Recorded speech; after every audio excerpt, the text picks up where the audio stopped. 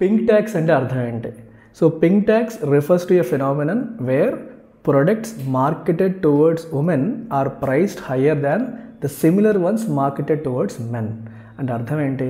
ఒకే product మనం men కోసం తయారు చేసాం, ఉమెన్ కోసం తయారు చేసాం.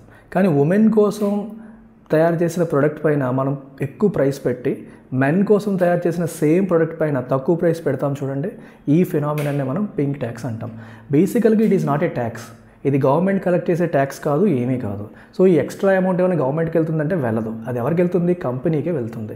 అంటే ఉమెన్ కోసం చేసే ప్రొడక్ట్స్కి ఎక్కువ ప్రైస్ పెట్టడం అనే ఓన్లీ ఫినామినన్. ఇంకేం మీకు సింపుల్ ఎగ్జాంపుల్, మీరు హెయిర్ కట్ కోసం వెళ్ళారనుకోండి, అబ్బాయికేమో 200 రూపీస్ హెయిర్ కట్ అంటే అమ్మాయికి వచ్చేసరికి 250 రూపీస్ అంటారు. ఆ ఎక్స్ట్రా అమౌంట్ ఏదైతే ఉందో దాన్నే మనం పింక్ ట్యాక్స్ అని చెప్పి అంటాం. ఇది గవర్నమెంట్కి వెళ్ళే ట్యాక్స్ కాదు. ఈ డిఫరెన్షియల్ ప్రైసింగ్నే మనం పింక్ ట్యాక్స్ అని పిలుస్తాం.